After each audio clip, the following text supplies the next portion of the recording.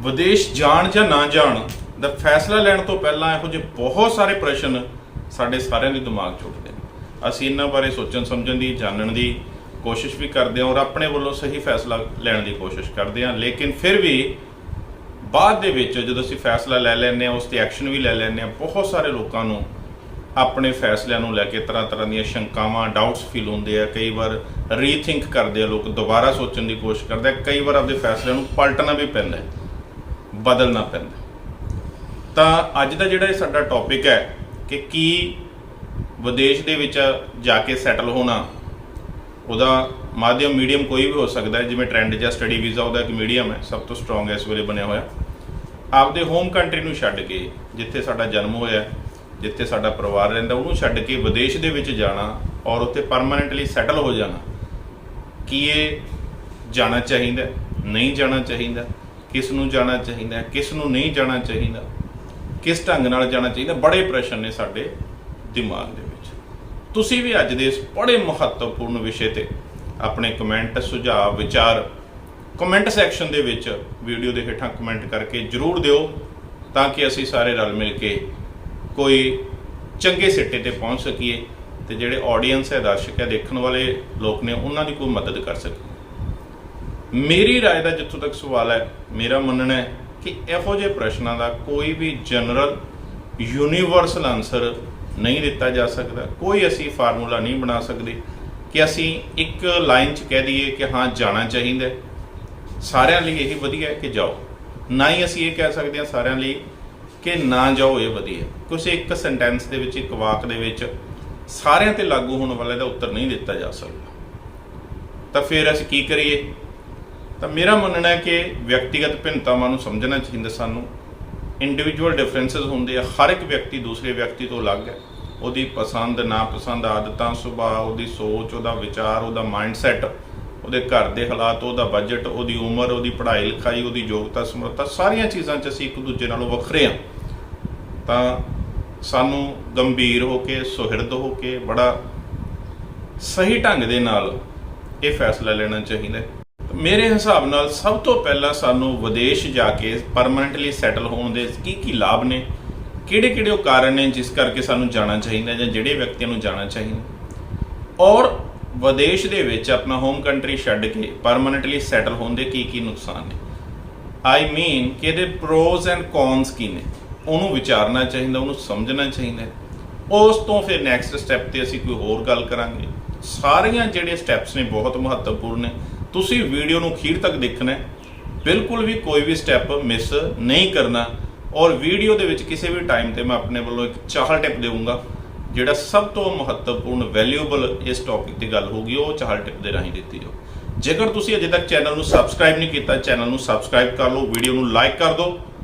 Subscribe ਕਰਨ ਤੇ ਜਾਂ ਵੀਡੀਓ ਨੂੰ ਲਾਈਕ ਕਰਨ ਤੇ ਤੁਹਾਡਾ ਕੋਈ ਪੈਸਾ ਨਹੀਂ ਖਰਚ ਹੁੰਦਾ, ਕੋਈ ਮਿਹਨਤ ਨਹੀਂ ਲੱਗਦੀ। ਇੱਕ ਬਟਨ ਹੈ ਜਿਹੜਾ ਅਸੀਂ ਉਹ ਦਬਾ ਦੇਣਾ ਹੈ। ਇਹਦੇ ਨਾਲ ਜਿਹੜਾ ਵਿਅਕਤੀ ਕੰਮ ਕਰ ਰਿਹਾ, ਮਿਹਨਤ ਕਰ ਰਿਹਾ, ਉਹਨੂੰ ਮੋਟੀਵੇਸ਼ਨ ਮਿਲਦੀ, ਉਹਨੂੰ ਹੌਸਲਾ ਮਿਲਦਾ ਔਰ ਉਹ ਹੋਰ ਵੀ ਜ਼ਿਆਦਾ ਮਿਹਨਤ ਨਾਲ ਨਵੀਆਂ ਵੀਡੀਓ ਬਣਾ ਕੇ ਤੁਹਾਡੀ ਸਾਰਿਆਂ ਦੀ ਮਦਦ ਕਰਨ ਦੀ ਕੋਸ਼ਿਸ਼ ਕਰਦਾ। ਤਾਂ ਜੇ ਅਸੀਂ ਲਾਭਾਂ ਦੀ ਗੱਲ ਕਰੀਏ ਕਿ ਆਪਣਾ ਹੋਮ ਕੰਟਰੀ ਛੱਡ ਕੇ ਵਿਦੇਸ਼ ਦੇ ਵਿੱਚ ਪਰਮਾਨੈਂਟਲੀ ਸੈਟਲ ਹੋਣ ਦੇ ਕੀ ਲਾਭ ਨੇ ਸਾਨੂੰ, ਤਾਂ ਸਭ ਤੋਂ ਪਹਿਲੀ ਗੱਲ ਤਾਂ ਉੱਥੋਂ ਦਾ ਜਿਹੜਾ ਵਾਤਾਵਰਣ ਹੈ ਉਹ ਬੜਾ ਸਾਫ਼ ਸੁਥਰਾ ਹੈ, ਜਾਣੀ ਕਿ ਪੋਲਿਊਸ਼ਨ ਘੱਟ ਹੈ। ਇਹਦੇ ਬਹੁਤ ਸਾਰੇ ਕਾਰਨ ਨੇ ਕਿਉਂ ਹੈ ਇਸ ਤਰ੍ਹਾਂ, ਉਹਨਾਂ ਦੀ ਅਸੀਂ ਡਿਟੇਲ 'ਚ ਨਹੀਂ ਜਾਣਾ ਹੈਗਾ, ਕਿਉਂਕਿ ਟੌਪਿਕ ਬੜਾ ਜ਼ਰੂਰੀ ਹੈ, ਬੜਾ ਮਹੱਤਵਪੂਰਨ ਹੈ, ਬੜਾ ਗੰਭੀਰ ਹੈ। ਇੱਕ ਗੱਲ ਅਸੀਂ ਇਸ ਟੌਪਿਕ ਤੇ ਇਹਦੀਆਂ ਪਰਤਾਂ ਨੂੰ ਉਧੇੜਨਾ ਹੈ, ਸਾਰੇ ਪੱਖਾਂ ਤੋਂ ਵਿਚਾਰ ਕਰਨੀ ਹੈ। ਤਾਂ ਅਸੀਂ ਇਹਦਾ ਪਹਿਲਾ ਜਿਹੜਾ ਪ੍ਰੋ ਹੈ ਇਹ ਦੇਖਾਂਗੇ ਕਿ ਉੱਥੋਂ ਦਾ ਵਾਤਾਵਰਣ ਹੈ ਜਿਹੜਾ ਸਾਡੇ ਭਾਰਤ ਦੇ ਵਾਤਾਵਰਣ ਨਾਲੋਂ ਘੱਟ ਪ੍ਰਦੂਸ਼ਿਤ ਹੈ, ਬੜਾ ਸਾਫ਼ ਸੁਥਰਾ ਹੈ, ਬੜਾ ਹਾਈਜੀਨਿਕ ਹੈ, ਰਹਿਣ ਦੇ ਲਈ ਵਧੀਆ ਵਾਤਾਵਰਣ। ਅਗਲੀ ਗੱਲ, ਜਿਹੜੇ ਵੀ ਦੇਸ਼ਾਂ ਦੇ ਵਿੱਚ ਸਾਡੇ ਭਾਰਤੀ ਪੰਜਾਬੀ ਅਸੀਂ ਜ਼ਿਆਦਾਤਰ ਜਾਂਦੇ ਹਾਂ, ਚਾਹੇ ਉਹ ਕੈਨੇਡਾ, ਨਿਊਜ਼ੀਲੈਂਡ ਹੈ, ਆਸਟ੍ਰੇਲੀਆ, ਅਮਰੀਕਾ, ਇੰਗਲੈਂਡ ਹੈ, ਉਹਨਾਂ ਸਾਰਿਆਂ ਦੀ ਜਿਹੜੀ ਪਾਪੂਲੇਸ਼ਨ ਹੈ ਵਸੋਂ ਹੈ ਭਾਰਤ ਨਾਲੋਂ ਬਹੁਤ ਘੱਟ ਹੈ। ਜਾਨੀ ਉੱਥੇ ਵੱਧ ਵਸੋਂ ਹੋਣ ਦੇ ਜਿਹੜੇ ਨੁਕਸਾਨ ਹੁੰਦੇ ਉਹ ਮੋਟੇ ਸਾਨੂੰ ਸਾਰਿਆਂ ਨੂੰ ਹੀ ਪਤਾ ਹੈ, ਵੱਧ ਵਸੋਂ ਦੇ ਕੀ ਨੁਕਸਾਨ। ਉਹਨਾਂ ਨੁਕਸਾਨਾਂ ਤੋਂ ਅਸੀਂ ਬਚ ਜਾਂਦੇ ਕਿਉਂਕਿ ਉੱਥੇ ਵਸੋਂ ਘੱਟ ਹੈ। ਜਿਵੇਂ ਹੁਣ ਆਸਟ੍ਰੇਲੀਆ 2-2.5 ਕਰੋੜ ਪਾਪੂਲੇਸ਼ਨ ਹੈ, ਨਿਊਜ਼ੀਲੈਂਡ ਹੈ ਬਹੁਤ ਥੋੜੀ ਪਾਪੂਲੇਸ਼ਨ, ਕੈਨੇਡਾ ਦੀ ਵੀ 4-5 ਕਰੋੜ ਪਾਪੂਲੇਸ਼ਨ ਹੈ, ਅਮਰੀਕਾ ਦੀ ਫਿਰ ਵੀ 30-35 ਕਰੋੜ ਹੈ, ਪਰ ਸਾਡੇ ਨਾਲੋਂ ਤਾਂ ਫਿਰ ਵੀ ਬਹੁਤ ਘੱਟ ਪਾਪੂਲੇਸ਼ਨ। ਤਾਂ ਅਗਲਾ ਸਾਨੂੰ ਫਾਇਦਾ ਇਹ ਹੋ ਜਾਂਦਾ ਹੈ ਕਿ ਉੱਥੇ ਵਸੋਂ ਘੱਟ ਹੈ। ਉਸ ਤੋਂ ਅਗਲਾ ਜਿਹੜਾ ਲਾਭ ਹੈ ਉਹ ਇਹ ਹੈ ਕਿ ਇਹਨਾਂ ਦੇਸ਼ਾਂ ਦੇ ਅੰਦਰ ਇਸ ਤਰ੍ਹਾਂ ਦਾ ਸਮਾਜਿਕ, ਆਰਥਿਕ, ਰਾਜਨੀਤਿਕ ਮਾਹੌਲ ਤੇ ਵਾਤਾਵਰਣ ਹੈ, ਉੱਥੋਂ ਦਾ ਜਿਹੜਾ ਪੋਲੀਟੀਕਲ ਸਿਸਟਮ ਹੈ, ਇਕਨੋਮਿਕ ਸਿਸਟਮ ਹੈ ਜਾਂ ਸੋਸ਼ਲ ਸਿਸਟਮ ਹੈ, ਉਹ ਇਸ ਤਰ੍ਹਾਂ ਦਾ ਹੈ ਕਿ ਹਰ ਇੱਕ ਕਾਮੇ ਨੂੰ ਜਿਹੜਾ ਵਿਅਕਤੀ ਕੰਮ ਕਰਦਾ, ਮਿਹਨਤ ਕਰਦਾ, ਕੰਮ ਕੋਈ ਵੀ ਛੋਟਾ ਹੈ, ਬੜਾ ਹੈ, ਸਕਿਲਡ ਹੈ, ਅਨਸਕਿਲਡ ਹੈ, ਬਲੂ ਕਾਲਰ ਜੋਬ ਹੈ, ਵਾਈਟ ਕਾਲਰ ਜੋਬ ਹੈ, ਕਿਹੋ ਜਿਹਾ ਵੀ ਕੰਮ ਕਰਦਾ, ਉਸ ਵਿਅਕਤੀ ਨੂੰ ਯਾਨੀ ਕੰਮ ਕਰਨ ਵਾਲੇ ਕਾਮੇ ਨੂੰ ਤੇ ਉਹਦੇ ਕੰਮ ਨੂੰ ਦੂਸਰੇ ਕਾਮਿਆਂ ਦੇ ਤੇ ਕੰਮ ਦੇ ਬਰਾਬਰ ਸਤਿਕਾਰ ਮਿਲਦਾ, ਬਰਾਬਰ ਰਿਸਪੈਕਟ ਮਿਲਦੀ। ਇਹ ਸਾਨੂੰ ਦੂਸਰਾ ਲਾਭ ਹੋ ਜਾਂਦਾ। ਸਾਡੇ ਭਾਰਤ ਦੇ ਵਿੱਚ ਇਹਦੇ ਉਲਟ ਹੁੰਦਾ ਹੈ। ਉਸ ਦੇ ਅਸੀਂ ਅਗਲੇ ਸਟੈਪਸ ਦੇ ਵਿੱਚ ਗੱਲ ਕਰਾਂਗੇ ਕਿ ਭਾਰਤ 'ਚ ਕੀ ਕੁਛ ਹੁੰਦਾ। ਇਸ ਤੋਂ ਅਗਲਾ ਲਾਭ ਇਹ ਹੈ ਕਿ ਉਹਨੂੰ ਜਿਹੜਾ ਕਿਰਤ ਦਾ ਮਿਹਨਤਾਨਾ ਹੈ ਉਹ ਵੀ ਅਨਸਕਿਲਡ ਬੰਦੇ ਨੂੰ ਵੀ, ਜਿਹੜਾ ਡੇਲੀ ਵੇਜਸ ਤੇ ਕੰਮ ਕਰਦਾ, ਪ੍ਰਤੀ ਘੰਟੇ ਦੇ ਹਿਸਾਬ ਨਾਲ ਕੰਮ ਕਰਦਾ, ਉਸ ਵਿਅਕਤੀ ਨੂੰ ਵੀ ਜ਼ਿੰਦਗੀ ਜਿਉਣ ਜੋਗਰੇ ਪੈਸੇ ਮਿਲਦੇ ਆ। ਸਾਡੇ ਭਾਰਤ ਦੇ ਵਿੱਚ ਕਈ ਇਹੋ ਜਿਹੇ ਰੁਜ਼ਗਾਰ ਨੇ, ਇਹੋ ਜਿਹੇ ਧੰਦੇ ਆ ਜਿਨ੍ਹਾਂ 'ਚ ਬਹੁਤ ਅੱਛੀ ਕਮਾਈ ਹੈ, ਬਹੁਤ ਪੈਸਾ ਮਿਲਦਾ ਹੈ, ਲੇਕਿਨ ਜਿਹੜੇ ਲੇਬਰਰ ਨੇ, ਸਾਡੇ ਮਜ਼ਦੂਰ ਭੈਣ ਭਰਾ ਨੇ ਜਾਂ ਅਨਸਕਿਲਡ ਵਿਅਕਤੀ ਨੇ, ਘੱਟ ਪੜ੍ਹੇ ਲਿਖੇ ਵਿਅਕਤੀ ਨੇ, ਉਹਨਾਂ ਨੂੰ ਬਹੁਤ ਹੀ ਘੱਟ ਪੈਸਾ ਮਿਲਦਾ, ਉਹਨਾਂ ਨੂੰ ਉਹਨਾਂ ਦੀ ਮਿਹਨਤ ਦਾ ਪੂਰਾ ਮੁੱਲ ਨਹੀਂ ਮਿਲਦਾ, ਜਿਸ ਕਰਕੇ ਇਸ ਮਹਿੰਗਾਈ ਦੇ ਜ਼ਮਾਨੇ ਦੇ ਵਿੱਚ ਉਹ ਆਪਣੇ ਪਰਿਵਾਰ ਦਾ ਖਰਚਾ ਨਹੀਂ ਚਲਾ ਪਾਉਂਦੇ ਜਾਂ ਆਪਣਾ ਜੀਵਨ ਪੱਧਰ ਹੈ ਜਿਹੜਾ ਉਹਦੇ ਵਿੱਚ ਮੁੱਢਲੀਆਂ ਲੋੜਾਂ ਤੋਂ ਉੱਪਰ ਨਹੀਂ ਉੱਠ ਸਕਦੇ। ਕਈ ਵਾਰ ਤਾਂ ਮੁੱਢਲੀਆਂ ਲੋੜਾਂ ਵੀ ਪੂਰੀਆਂ ਨਹੀਂ ਹੁੰਦੀਆਂ, ਲੇਕਿਨ ਇਹਨਾਂ ਦੇਸ਼ਾਂ ਦੇ ਅੰਦਰ ਵਿਅਕਤੀ ਦੀ ਕਿਰਤ ਦੇ ਬਦਲੇ 'ਚ ਉਹਨੂੰ ਮਿਹਨਤਾਨਾ ਹੈ ਜਿਹੜਾ ਉਹ ਠੀਕ ਮਿਲਦਾ ਹੈ। ਹਾਂ, ਬਹੁਤ ਜ਼ਿਆਦਾ ਤਾਂ ਨਹੀਂ ਮਿਲਦਾ। ਇਹ ਇੱਕ ਵੱਖਰੇ ਗੱਲ ਹੈ ਕਿ ਅਸੀਂ ਸੋਚਦੇ ਅਮੀਰ ਹੋ ਜਾਂਦੇ, ਅਮੀਰ ਬਹੁਤ ਥੋੜ੍ਹੇ ਲੋਕ ਹੁੰਦੇ, ਉਹ 'ਚ ਸੱਚਾਈ ਨਹੀਂ ਹੈ। ਉਹ ਸਾਰੀਆਂ ਐਵੇਂ ਦੂਰ ਦੇ ਢੋਲੀ ਸੁਹਾਵਣੇ ਨੇ, ਲੇਕਿਨ ਜ਼ਿੰਦਗੀ ਜਿਉਣ ਜੋਗੇ ਪੈਸੇ ਜ਼ਰੂਰ ਮਿਲਦੇ ਨੇ। ਅਗਲੀ ਗੱਲ ਕਿ ਇਹਨਾਂ ਦੇਸ਼ਾਂ ਦੇ ਵਿੱਚ ਜਿਹੜੀ ਐਡਮਿਨਿਸਟ੍ਰੇਸ਼ਨ ਹੈ, ਜਿਹੜੀ ਉੱਥੋਂ ਦਾ ਪ੍ਰਸ਼ਾਸਨ ਹੈ, ਉਹਨੇ ਜਿਹੜੀ ਲਾਅ ਇਨਫੋਰਸਮੈਂਟ ਹੈ ਉਹ ਕਾਫੀ ਵਧੀਆ ਹੈ। ਜਿਹੜੇ ਉੱਥੇ ਕਾਨੂੰਨ ਨੇ ਉਹਨਾਂ ਨੂੰ ਲਾਗੂ ਵਧੀਆ ਢੰਗ ਨਾਲ ਕੀਤਾ ਜਾਂਦਾ ਜਾਂ ਕਾਫੀ ਹੱਦ ਤੱਕ ਉਹਨਾਂ ਨੂੰ ਲਾਗੂ ਕਰਨ 'ਚ ਉਹ ਕਾਮਯਾਬ ਹੋ ਜਾਂਦੇ। ਦੂਸਰੇ ਪਾਸੇ ਸਾਡੇ ਹੋਮ ਕੰਟਰੀ ਦੇ ਵਿੱਚ, ਇੰਡੀਆ ਦੇ ਵਿੱਚ ਲਾਅ ਬਥੇਰੇ ਹੈ, ਬਹੁਤ ਸਾਰੇ ਲਾਅ ਨੇ ਜਿਹੜੇ ਬਹੁਤ ਅੱਛੇ ਵੀ ਨੇ, ਕਈ ਤਾਂ ਵੈਸਟਰਨ ਕੰਟਰੀ ਜਾਂ ਨਾਰਥ ਅਮਰੀਕਨ ਕੰਟਰੀਜ਼ ਨਾਲੋਂ ਵਧੀਆ ਨੇ, ਲੇਕਿਨ ਉਹਨਾਂ ਦੇ ਵਿੱਚ ਇੰਪਲੀਮੈਂਟੇਸ਼ਨ ਦੀ ਕਮੀ, ਇਨਫੋਰਸਮੈਂਟ ਦੀ ਕਮੀ। ਸਾਡੀਆਂ ਜਿਹੜੇ ਇੰਸਟੀਟਿਊਸ਼ਨ ਨੇ, ਏਜੰਸੀਜ਼ ਨੇ, ਚਾਹੇ ਉਹ ਪੁਲਿਸ ਹੈ, ਜੁਡੀਸ਼ਰੀ ਹੈ, ਸਿਵਲ ਐਡਮਿਨਿਸਟ੍ਰੇਸ਼ਨ ਹੈ, ਜਾਂ ਅਸੀਂ ਆਪ ਸਿਟੀਜ਼ਨ ਹੈ ਇੱਥੋਂ ਦੇ ਲੋਕ, ਅਸੀਂ ਸਾਰੇ ਉਹਨਾਂ ਕਾਨੂੰਨਾਂ ਨੂੰ ਘੱਟ ਮੰਨਦੇ ਹਾਂ, ਉਹਨਾਂ ਨੂੰ ਲਾਗੂ ਕਰਨ 'ਚ ਵੀ ਉਨੇ ਕਾਮਯਾਬ ਨਹੀਂ ਆ। ਲੇਕਿਨ ਬਾਹਰਲੇ ਮੁਲਕਾਂ ਦੇ ਵਿੱਚ ਇਹ ਸਾਨੂੰ ਇੱਕ ਲਾਭ ਮਿਲਦਾ, ਇੱਕ ਫਾਇਦਾ ਮਿਲਦਾ ਜੇ ਉੱਥੇ ਕੋਈ ਪਰਮਾਨੈਂਟਲੀ ਸੈਟਲ ਹੁੰਦਾ ਜਾ ਕੇ, ਕਿ ਉੱਥੇ ਜਿਹੜੇ ਕਾਨੂੰਨ ਨੇ ਉਹਨਾਂ ਨੂੰ ਸਖਤੀ ਨਾਲ ਤੇ ਚੰਗੀ ਤਰ੍ਹਾਂ ਲਾਗੂ ਕੀਤਾ ਜਾਂਦਾ। ਇਸ ਤੋਂ ਅਗਲੇ ਲਾਭ ਦੀ ਜੇ ਅਸੀਂ ਗੱਲ ਕਰੀਏ, ਨਿਆਂ, ਜਸਟਿਸ, ਇਹ ਵੀ ਸਾਡੇ ਨਾਲੋਂ ਕਾਫੀ ਵਧੀਆ। ਉੱਥੇ ਸਾਡੇ ਜਸਟਿਸ ਹੈ ਜਿਹੜਾ ਉਹ ਜਾਂ ਤਾਂ ਮਿਲਦਾ ਹੀ ਨਹੀਂ ਜਾਂ ਬਹੁਤ ਲੇਟ ਮਿਲਦਾ। ਬਹੁਤ ਸਾਰੇ ਕੇਸ ਨੇ ਜਿਹੜੇ ਅਦਾਲਤਾਂ ਦੇ ਵਿੱਚ 5, 10, 15, 20, 30, 40 ਸਾਲ ਵੀ ਚੱਲੀ ਜਾਂਦੇ। ਉੱਥੇ ਨਿਆਂ ਛੇਤੀ ਮਿਲਦਾ ਔਰ ਬਹੁਤ ਹੱਦ ਤੱਕ ਸਹੀ ਵੀ ਮਿਲਦਾ। ਢੁਕਵੀਂ ਜਿਹੜਾ ਰਿਵਾਰਡ ਹੈ ਜਾਂ ਪਨਿਸ਼ਮੈਂਟ ਹੈ, ਜਿਹੜੀ ਸਜ਼ਾ ਹੈ, ਕੋਈ ਪੈਨਲਟੀ ਹੈ, ਕੋਈ ਪ੍ਰਿਜ਼ਨ ਹੈ, ਉਹ ਦਿੱਤੀ ਜਾਂਦੀ ਬਹੁਤ ਸਾਰੇ ਕੇਸਾਂ 'ਚ। ਇਹ ਨਹੀਂ ਕਿ 100% ਸਭ ਕੁਝ ਠੀਕ ਹੈ, ਉੱਥੇ ਵੀ ਬਹੁਤ ਕਮੀਆਂ ਨੇ। ਉਹਦੀ ਅਗਲੇ ਸਟੈਪਸ 'ਚ ਅਸੀਂ ਗੱਲ ਕਰਾਂਗੇ। ਫਿਲਹਾਲ ਅਸੀਂ ਜੇ ਭਾਰਤ ਨਾਲ ਤੁਲਨਾ ਕਰੀਏ ਤਾਂ ਉੱਥੋਂ ਦਾ ਜਿਹੜਾ ਸਿਟੀਜ਼ਨ ਹੈ, ਜਿਹੜਾ ਉੱਥੇ ਦਾ ਵਿਅਕਤੀ, ਉੱਥੋਂ ਰੈਜ਼ੀਡੈਂਟ ਹੈ, ਰਹਿੰਦਾ ਉੱਥੇ ਜਾ ਕੇ, ਉਹਨੂੰ ਸਾਡੇ ਮੁਕਾਬਲੇ ਤੇਜ਼ੀ ਨਾਲ ਤੁਰੰਤ ਨਿਆਂ ਮਿਲ ਜਾਂਦਾ ਹੈ। ਅਗਲੀ ਗੱਲ, ਲੋਕ ਨੇ ਜਿਹੜੇ, ਪਹਿਲਾਂ ਅਸੀਂ ਏਜੰਸੀਆਂ ਦੀ ਗੱਲ ਕੀਤੀ ਕਿ ਨਿਯਮਾਂ ਕਾਨੂੰਨਾਂ ਨੂੰ ਸਖਤੀ ਨਾਲ ਲਾਗੂ ਕਰਾਉਂਦੀਆਂ, ਲੋਕ ਨੇ ਜਿਹੜੇ ਉਹ ਵੀ ਕਾਨੂੰਨਾਂ ਨੂੰ ਮੰਨਣ ਵਾਲੇ ਹੈ ਬਹੁਤ ਹੱਦ ਤੱਕ। 80-90% ਲੋਕ ਇਹੋ ਜਿਹੇ ਆ ਜਿਹੜੇ ਆਪਣੀ ਮਰਜ਼ੀ ਨਾਲ, ਉਹਨਾਂ ਨੇ ਹੈਬਿਟਸ ਇਹੋ ਜਿਹੀਆਂ ਬਣਾ ਲਈਆਂ, ਡੇਲੀ ਰੂਟੀਨ ਇਹੋ ਜਿਹਾ ਬਣ ਗਿਆ, ਉਹਨਾਂ ਦਾ ਮਾਈਂਡਸੈਟ ਇਹੋ ਜਿਹਾ ਬਣ ਗਿਆ, ਉਹਨਾਂ ਨੇ ਆਪਣੇ ਆਪ ਨੂੰ ਟ੍ਰੇਨ ਕਰ ਲਿਆ ਕਿ ਉਹ ਕਾਨੂੰਨਾਂ ਦੇ ਨਿਯਮਾਂ ਦੇ ਵਿੱਚ ਵੱਜ ਗਏ ਹੈ, ਮੰਨਣ ਲੱਗ ਗਏ। ਬਹੁਤ ਜ਼ਿਆਦਾ ਵੱਡਾ ਹਿੱਸਾ ਆਰਗੇਨਾਈਜ਼ਡ ਸੈਕਟਰ ਆ ਉੱਥੇ। ਸਾਡੇ ਤਰ੍ਹਾਂ ਸਿਸਟਮ ਨਹੀਂ ਹੈਗਾ ਕਿ ਅਨਆਰਗੇਨਾਈਜ਼ਡ ਹੈ। ਕੋਈ ਵਿਅਕਤੀ ਕਿਤੇ ਵੀ ਘਰ ਬਣਾ ਲੈਂਦਾ, ਕੋਈ ਵਿਅਕਤੀ ਕਿਤੋਂ ਵੀ ਦਰਖਤ ਕੱਟ ਦਿੰਦਾ, ਕੋਈ ਵਿਅਕਤੀ ਚੀਜ਼ ਉੱਚੀ ਬਣਾ ਲੈਂਦਾ, ਕੋਈ ਨੀਵੀਂ ਬਣਾ ਲੈਂਦਾ, कोई भी व्यक्ति सड़क पट लैंदा है, कोई भी व्यक्ति सड़क नूं जाम करके बैठ जाता है। सारे कंमां 'च साडे लोग अपनी मनमर्जी करदे। इस तरह का सिस्टम उत्थे नहीं है। लोग है जिहड़े कानून नूं नियमां नूं मन्नण वाले है। हर एक चीज़ का प्रोसीजर बनया होया, उहदी अप्रूवल लैनी पैंदी है, उहदी सैंक्शन लैनी पैंदी है। उस तो बिना असीं कुछ भी नहीं कर सकते, क्योंकि सारियां चीज़ां उन्होंने ऑर्गेनाइज्ड कर ली। साडे अजे भी बहुत वड्डा हिस्सा अनऑर्गेनाइज्ड है, जिहदे विच लोकल स्थानक लैवल ते लोग अपनी मर्जी नाल कुछ भी बना लेंदे, तोड़ लेंदे, कर लेंदे। अगले जे असीं लाभ की गल करिए कि आपदे होम कंट्री नालों एक्सपोजर ज़्यादा है। एक्सपोजर किवें ज़्यादा है? हुण साडा कोई बच्चा स्टडी वीज़े ते इन्हां चों किसी भी कंट्री च पढ़ने जाता है, फॉर एग्जाम्पल कनेडा चल गया जां आस्ट्रेलिया चल गया जां USA चल गया, तो उन्होंने एक इंटरनेशनल एक्सपोजर मिलता। उहदा कॉन्फिडेंस है जिहड़ा बहुत हाई लैवल ते चला जाता है। वो स्ट्रगल चाहे करता औखा हुंदा, लेकिन बहुत सारिया नवीं चीज़ां सीख जाता है। ਉਹਦੇ अंदर आत्मविश्वास वध जाता है। जेकर वो घरे बैठा रहे तो बहुत कुछ नहीं सीख पाता। एक आरामदायक जिंदगी की उन्होंने आदत बन जाती है और अपने कंफर्ट जोन नूं छड्ड के उस तो अगे नहीं वध पाता। काम करता तो 2 घंटे थक जाता, लेकिन उत्थे 8-8, 10-10, 12-12 घंटे की शिफ्टां ला के नाल स्टडी करके बहुत सारे कोर्सिस के पास मार्क्स ही 70% ने। ਜਿਹੜੇ ਵਧੀਆ ਯੂਨੀਵਰਸਿਟੀਆਂ ਜਾਂ ਕਾਲਜਸ ਨੇ, ਵਧੀਆ ਕੋਈ ਪ੍ਰੋਫੈਸ਼ਨਲ ਕੋਰਸਿਸ ਨੇ, ਉਹਨਾਂ ਦੇ ਵਿੱਚ ਸਟੱਡੀ ਕਾਫੀ ਔਖੀ ਹੈ। ਔਰ ਅਕੈਡਮਿਕਸ ਦੇ ਨਾਲ, ਥਿਓਰੀਟੀਕਲ ਐਗਜ਼ਾਮਸ ਦੇ ਨਾਲ ਹੋਰ ਵੀ ਕੰਮ ਨੇ ਜਿਹੜੇ ਪ੍ਰੈਕਟੀਕਲ ਵਰਕ, ਗਰੁੱਪ ਡਿਸਕਸ਼ਨ ਹੈ, ਡਿਬੇਟ ਹੈ, ਅਸਾਈਨਮੈਂਟ ਹੈ, ਸੈਮੀਨਾਰ ਹੈ, ਇਹੋ ਜਿਹੇ ਪ੍ਰੋਜੈਕਟ ਹੈ, ਇਹੋ ਜਿਹੇ ਕੰਮ ਵੀ ਬੱਚਿਆਂ ਨੂੰ ਕਰਨੇ ਪੈਂਦੇ। ਔਰ ਆਪਣੀ ਇੰਡੀਪੈਂਡੈਂਟ ਲਾਈਫ ਜੀਣ ਲਈ ਉਹਨਾਂ ਨੂੰ ਚਾਹੇ ਖਾਣਾ ਬਣਾਉਣਾ ਹੈ, चाहे सुबह जागना है, रात को टाइम पर सोना है, चाहे सफाई करनी है, चाहे कपड़े धोने हैं, तो वो ज़्यादा मजबूत बनते हैं, ज़्यादा मेहनती बन जाते। दूसरा, उत्थे बहुत सारे कंट्रीज़ के बच्चे या अलग अलग कंट्रीज़ तो आके सिटीजन रेंदे। एक कंट्री 50-50, 100-100 कंट्रीज़ तो आए हुए लोग ने, तो वक्रे वक्रे कल्चर ने, वक्रियां लैंगुएज ने, वक्रियां कम्यूनिटीज़ ने, वक्रियां वैल्यूज़ ने। उन्होंने लोगों नाल घुलण मिलण का मौका मिलता, उन्होंने तो कुछ सीखण का, उन्होंने नाल कई चीज़ां एक्सचेंज करन दा, कई उन्होंने सिखाउण दा, एक दूजे नाल कोआर्डीनेट करन दा, एक दूजे नाल कोऑपरेशन बनाउण दा मौका मिलता। जिहड़ा व्यक्ति आपदे होम टाउन 'ਚ बैठा रहिंदा, अपने घरे बैठा रहिंदा, उन्होंने इस तरह का एक्सपोजर नहीं मिल पाता। जे उहदे 'ਚ कोई स्किल हैगी भी है, टैलेंट भी है, उन्होंने एक्सप्लोर नहीं कर पाता, दुनिया सामने खुल के उन्होंने लैके नहीं आ पाता। एक उहदे 'ਚ कमी रह जाती।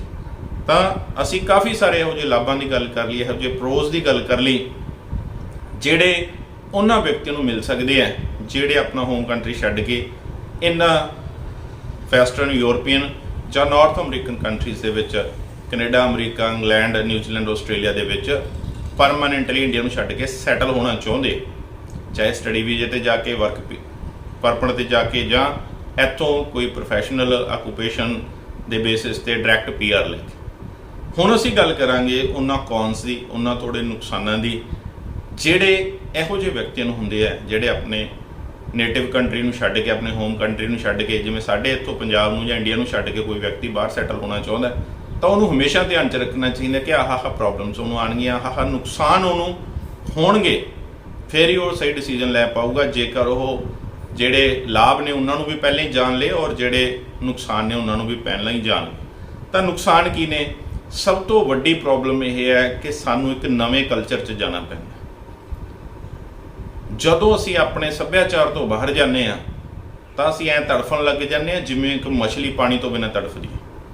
ਕਾਰਨ ਕੀ ਹੈ? ਸਾਡੇ ਮਨ ਦੇ ਅੰਦਰ ਜਿਹੜੀ ਸੋਚ ਹੈ, ਵਿਚਾਰ ਨੇ, ਕਦਰਾਂ ਨੇ, ਕੀਮਤਾਂ ਨੇ, ਪਸੰਦ ਹੈ, ਨਾ ਪਸੰਦ ਹੈ, ਸਾਡੇ ਵਿਸ਼ਵਾਸ ਨੇ, ਸਾਡੇ ਅੰਧ ਵਿਸ਼ਵਾਸ ਨੇ, ਸਾਡੀਆਂ ਪਰੰਪਰਾਵਾਂ ਨੇ, ਸਾਡੇ ਰੀਤੀ ਰਿਵਾਜ ਨੇ, ਉਹ ਸਾਰਾ ਕੁਝ ਕਲਚਰ ਦਾ ਹਿੱਸਾ ਹੁੰਦੇ ਆ, ਸੱਭਿਆਚਾਰ ਦਾ ਅੰਗ ਨੇ, ਸੱਭਿਆਚਾਰ ਦਾ ਮਹੱਤਵਪੂਰਨ ਹਿੱਸਾ ਹੈ। ਤਾਂ ਜਦੋਂ ਤਾਂ ਅਸੀਂ ਸੇਮ ਸੱਭਿਆਚਾਰ ਵਾਲੇ ਲੋਕਾਂ 'ਚ ਰਹਿੰਦੇ ਆ ਤਾਂ ਉਹ ਸਾਰੀਆਂ ਚੀਜ਼ਾਂ ਸੇਮ ਹੁੰਦੀਆਂ, ਸਾਡੀਆਂ ਵੀ ਹੋ ਜਿਹੀਆਂ, ਨਾਲ ਵਾਲੇ ਗਰੁੱਪ ਦੀਆਂ ਵੀ ਹੋ ਜਿਹੀਆਂ, ਤਾਂ ਸਾਨੂੰ ਕੋਈ ਪ੍ਰੋਬਲਮ ਨਹੀਂ ਆਉਂਦੀ। ਅਸੀਂ ਬੜੀ ਛੇਤੀ ਉਸ ਗਰੁੱਪ 'ਚ ਕੋਲ ਮਿਲ ਜਾਂਦੇ, ਅਡੋਪਟ ਕਰ ਲੈਂਦੇ ਉਹਨੂੰ, ਕੋਈ ਦਿੱਕਤ ਤੇ ਪਰੇਸ਼ਾਨੀ ਨਹੀਂ ਆਉਂਦੀ। ਔਰ ਸਾਨੂੰ ਉਸ ਤਰ੍ਹਾਂ ਦਾ ਮਾਹੌਲ, ਵਾਤਾਵਰਨ ਮਿਲਿਆ ਰਹਿੰਦਾ ਸਾਡੇ ਲਈ ਜੋ ਸੂਟੇਬਲ, ਜਿਹੋ ਜਿਹੀ ਸਾਡੀ ਮਨ ਦੀ ਇੱਛਾ ਹੈ। ਲੇਕਿਨ ਜਦੋਂ ਅਸੀਂ ਦੂਸਰੇ ਸੱਭਿਆਚਾਰ ਦੇ ਲੋਕਾਂ ਦੇ ਵਿੱਚ ਜਾਂਦੇ ਹਾਂ, ਉੱਥੇ ਰਹਿੰਦੇ ਹਾਂ, ਉੱਥੇ ਕੰਮ ਕਰਦੇ ਹਾਂ, ਉੱਥੇ ਸਮਾਂ ਬਤੀਤ ਕਰਦੇ ਹਾਂ, ਉਹ 'ਚ ਰਿਸ਼ਤੇ ਬਣਾਉਣ ਦੀ ਕੋਸ਼ਿਸ਼ ਕਰਦੇ ਹਾਂ, ਉਹ 'ਚ ਦੋਸਤੀਆਂ ਕਰਦੇ ਹਾਂ, ਉਹਦੇ 'ਚ ਵੀ ਸਾਡੇ ਕੁਲੀਗ ਨੇ, ਉਦੋਂ ਸਾਡਾ ਮਨ ਉਸ ਬਿਨਾਂ ਪਾਣੀ ਵਾਲੀ ਮਛਲੀ ਵਾਂਗੂ ਤੜਫਣਾ ਸ਼ੁਰੂ ਕਰ ਦਿੰਦੇ, ਕਿਉਂਕਿ ਉਹਨਾਂ ਵਿਅਕਤੀਆਂ ਦਾ ਸੱਭਿਆਚਾਰ ਅਲੱਗ ਹੈ, ਉਹਨਾਂ ਦੀਆਂ ਉਹ ਕਦਰਾਂ ਕੀਮਤਾਂ, ਪਹਿਰਾਵਾ, ਖਾਣ ਪੀਣ, ਸੋਚ ਵਿਚਾਰ, ਵਿਸ਼ਵਾਸ, ਅੰਧ ਵਿਸ਼ਵਾਸ, ਰੀਤੀ ਰਿਵਾਜ, ਸਾਰਾ ਕੁਝ ਸਾਡੇ ਨੂੰ ਅਲੱਗ ਹੈ। ਤਾਂ ਸਾਡੇ ਲਈ ਕੋਈ ਹੋਰ ਚੀਜ਼ ਮਹੱਤਵਪੂਰਨ ਹੈ, ਉਹਨਾਂ ਲਈ ਹੋਰ ਮਹੱਤਵਪੂਰਨ ਹੈ। ਸਾਨੂੰ ਕੁਝ ਹੋਰ ਪਸੰਦ ਹੈ, ਉਹਨਾਂ ਨੂੰ ਹੋਰ ਪਸੰਦ ਹੈ। ਸਾਡਾ ਜੀਵਨ ਸ਼ੈਲੀ, ਲਾਈਫ ਸਟਾਈਲ ਹੋਰ ਤਰ੍ਹਾਂ ਦਾ, ਉਹਨਾਂ ਦਾ ਹੋਰ ਤਰ੍ਹਾਂ ਦਾ। ਸਾਨੂੰ ਇਹੋ ਜਿਹੀਆਂ ਪ੍ਰੋਬਲਮਸ ਆਉਂਦੀਆਂ, ਇਹ ਸਾਨੂੰ ਪਹਿਲਾਂ ਹੀ ਧਿਆਨ 'ਚ ਰੱਖਣਾ ਚਾਹੀਦਾ ਔਰ ਮੈਂਟਲੀ ਪ੍ਰੀਪੇਅਰਡ ਰਹਿਣਾ ਚਾਹੀਦਾ। ਜੇ ਸਾਨੂੰ ਲੱਗਦਾ ਅਸੀਂ ਨਹੀਂ ਹੈ ਅਡੋਪਟ ਕਰ ਸਕਦੇ ਤਾਂ ਸ਼ਾਇਦ ਸਾਨੂੰ ਨਾ ਜਾਣਾ ਸਾਡੇ ਲਈ ਜ਼ਿਆਦਾ ਵਧੀਆ। ਅਗਲੀ ਪ੍ਰੋਬਲਮ ਹੈ ਰੇਸਿਜ਼ਮ ਦੀ। ਕਹਿਣ ਨੂੰ ਕੋਈ ਕੁਛ ਕਹੀ ਜਾਵੇ, ਇਹਨਾਂ ਸਾਰੇ ਕੰਟਰੀਜ਼ ਤੁਹਾਡੇ ਰਿਸ਼ਤੇਦਾਰ, ਦੋਸਤ, ਭੈਣ ਭਰਾ ਹੋਣਗੇ, ਉਹਨਾਂ ਤੋਂ ਗਰਾਊਂਡ ਰਿਐਲਿਟੀਜ਼ ਨੂੰ ਜਾਣਨ ਦੀ ਕੋਸ਼ਿਸ਼ ਕਰੋ। ਜੇ ਤੁਹਾਡੀ ਫੈਮਿਲੀ 'ਚੋਂ ਕੋਈ ਨਹੀਂ ਹੈ, ਤੁਹਾਡੇ ਆਂਢ ਗੁਆਂਢ ਦੇ ਵਿੱਚੋਂ ਕੋਈ ਨਾ ਕੋਈ ਨੋਨ ਵਿਅਕਤੀ ਹੋ, ਇੰਨੇ ਲੋਕ ਜਾ ਚੁੱਕੇ ਆ ਲੱਖਾਂ ਦੀ ਗਿਣਤੀ ਦੇ ਵਿੱਚ, ਹਰ ਇੱਕ ਇਹਨਾਂ 4-5 ਕੰਟਰੀ 'ਚ ਪੰਜਾਬੀ ਜਾਂ ਇੰਡੀਅਨ ਲੋਕ ਰਹਿੰਦੇ ਆ। ਕਿਸੇ ਤੋਂ ਜ਼ਮੀਨੀ ਸੱਚਾਈਆਂ ਨੂੰ ਜਾਣੋ। ਰੇਸਿਜ਼ਮ ਉੱਥੇ ਹੈਗਾ, ਇਹ ਇੱਕ ਸੱਚਾਈ ਹੈ। ਅਮਰੀਕਾ 'ਚ ਤਾਂ ਅਸੀਂ ਕਈ ਵਾਰ ਇਹੋ ਜਿਹੀਆਂ ਘਟਨਾਵਾਂ ਹੁਣ ਵੀ ਦੇਖਦੇ ਹਾਂ, ਪਾਸਟ 'ਚ ਤਾਂ ਬਹੁਤ ਕੁਝ ਹੋਇਆ। ਬਹੁਤ ਜਿਹੜੇ ਕਾਲੇ ਲੋਕ ਨੇ ਉਹਨਾਂ ਨੂੰ ਦਬਾ ਕੇ ਰੱਖਿਆ ਗਿਆ, ਸੈਕਿੰਡ ਕਲਾਸ ਸਿਟੀਜ਼ਨ ਉਹਨਾਂ ਨੂੰ ਮੰਨਿਆ ਜਾਂਦਾ ਰਿਹਾ ਜਾਂ ਟ੍ਰੀਟ ਕੀਤਾ ਜਾ ਰਿਹਾ ਇਸ ਤਰੀਕੇ ਨਾਲ।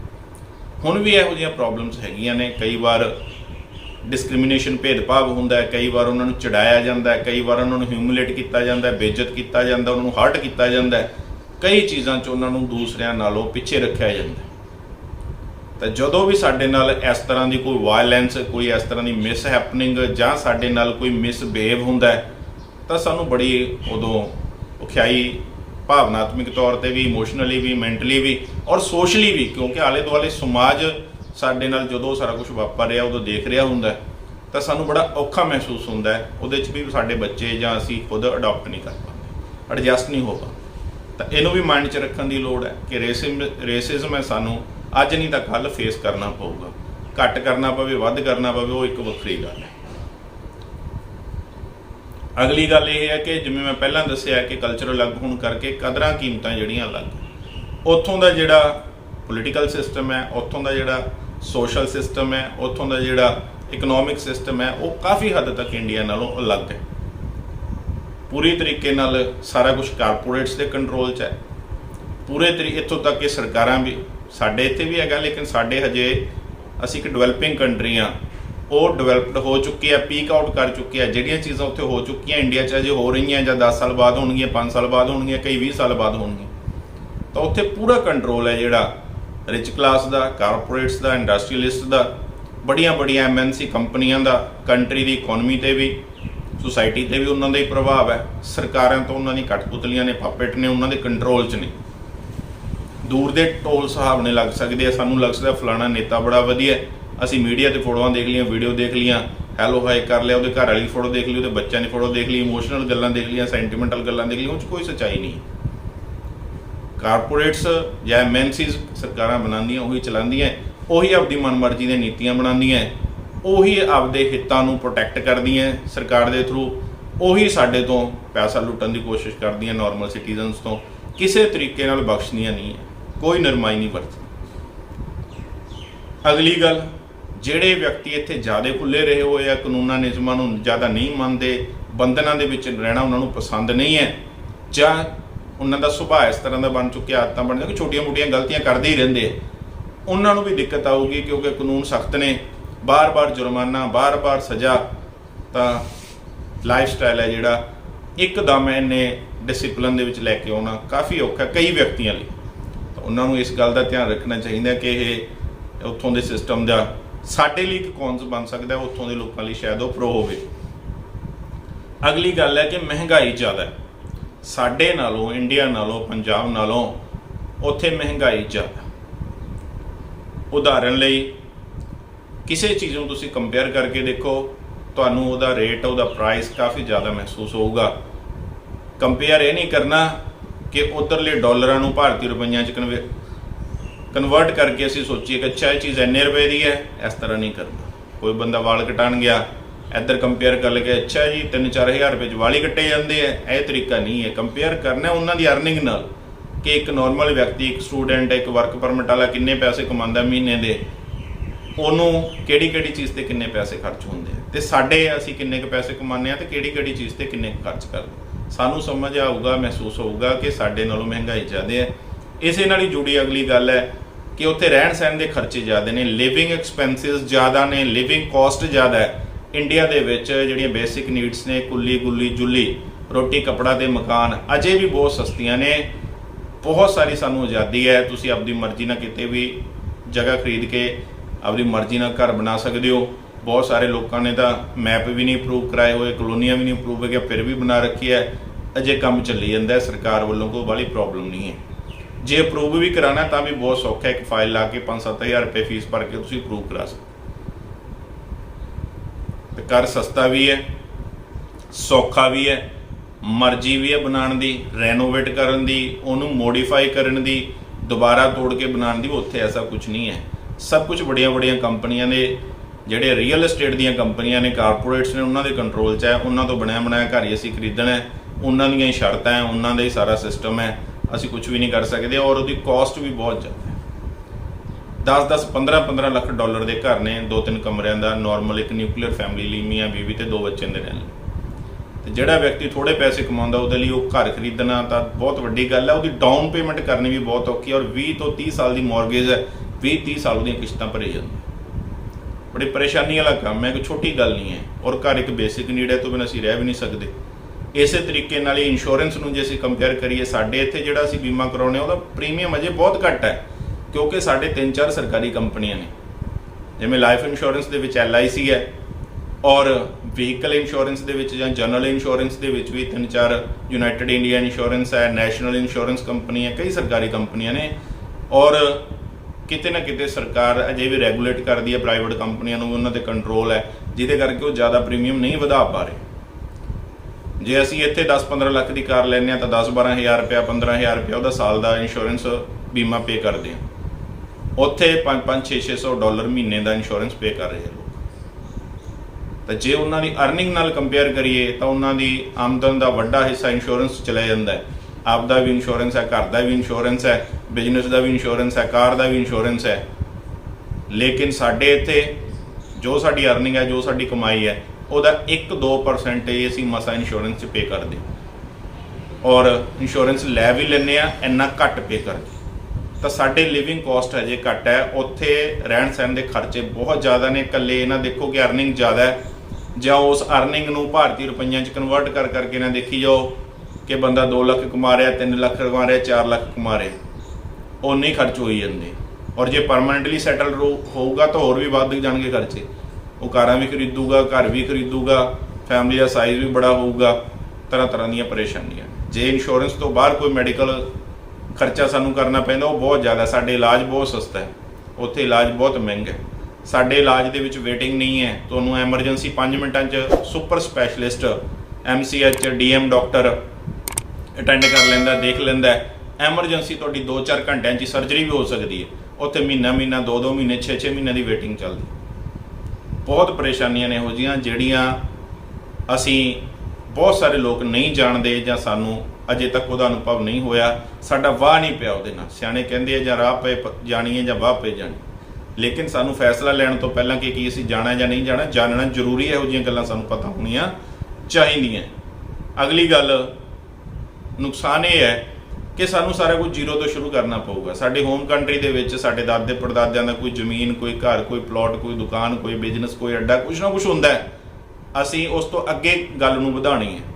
ਉੱਥੇ ਜਾ ਕੇ ਅਸੀਂ ਜ਼ੀਰੋ ਤੋਂ ਸ਼ੁਰੂ ਕਰਨਾ। ਸਾਨੂੰ ਫਰਨੀਚਰ ਨਵਾਂ, ਘਰ ਨਵਾਂ, ਵਹੀਕਲ ਨਵਾਂ, ਸਭ ਕੁਝ ਖਰੀਦਣਾ ਪੈਣਾ।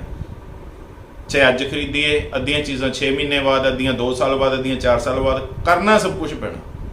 ਤਾਂ ਇੱਥੇ ਬਹੁਤ ਕੁਝ ਬਣਿਆ ਬਣਾਇਆ ਮਿਲ ਜਾਵੇ, ਇੱਥੇ ਬਹੁਤ ਕੁਝ ਫ੍ਰੀ 'ਚ ਮਿਲ ਜਾਵੇ। ਇੱਥੇ ਬਹੁਤ ਕੁਝ ਅਸੀਂ ਬਚਪਨ ਤੋਂ ਹੀ ਯੂਜ਼ ਕਰ ਰਹੇ ਹਾਂ।